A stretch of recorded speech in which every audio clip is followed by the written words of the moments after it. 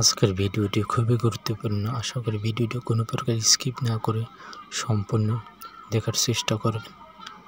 কিছুটা হলেও আপনার অনেক উপকার হবে। আপনি যেই পেজ নিয়ে কাজ করুন না কেন, সেই পেজটি সম্পূর্ণ ঠিক আছে কিনা এটা আগে যাচাই বাছাই করে তারপর কাজ করা শুরু করবেন। তার আর কথা না বাড়িয়ে আমি সর্বপ্রথম চলে গেলাম আমার ফেসবুক অফিসিয়াল। তারপর এখান থেকে আগে আমি আমার পেজটি লগ ইন করেছিলাম। আপনাদের সামনে এরকম একটা ইন্টারফেস শো করবে। এখান থেকে আপনি সরাসরি যে টিক মার্ক দাও, টিক প্রোফাইল পিক্সেলটার উপর একটা ক্লিক করবেন। ক্লিক করার পরে আপনাদের সামনে এরকম একটা ইন্টারফেস শো করবে। স্ক্রল ডাউন করে নিচে আসবেন এবং সি ড্যাশবোর্ড নামে একটা অপশন পাবেন, দেখতে পাচ্ছেন। সি ড্যাশবোর্ডের উপরে ক্লিক করবেন। ক্লিক করার পর আপনাদের সামনে ঠিক এরকম একটা ইন্টারফেস শো করবে। তারপরে স্ক্রল ডাউন করে একটু নিচে আসবেন। নিচে আসার পর মনিটাইজেশন নামের একটা অপশন আছে। মনিটাইজেশনের উপর এটা ক্লিক করবেন। মনিটাইজেশনের উপর ক্লিক করার পরে ঠিক আপনাদের সামনে এরকম একটা ইন্টারফেস শো করবে। তারপর এখান থেকে স্ক্রল ডাউন করে একটু নিচে আসবেন। নিচে আসার পরে ইনস্ট্রিম অ্যাডস নামে একটা অপশন পাবেন।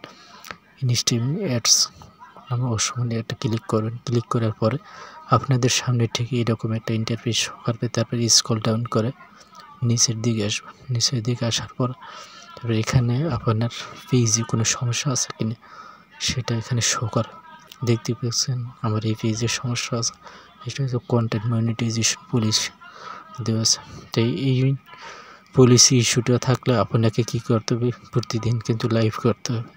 এটা প্রথম অবস্থায় যে কোনো পেজে আসে, অনেকের আবার আসে। যদি এরকম কন্টেন্ট মনিটাইজেশন পলিসি আসে তাহলে আপনাকে প্রতিনিয়ত লাইভ করতে হবে।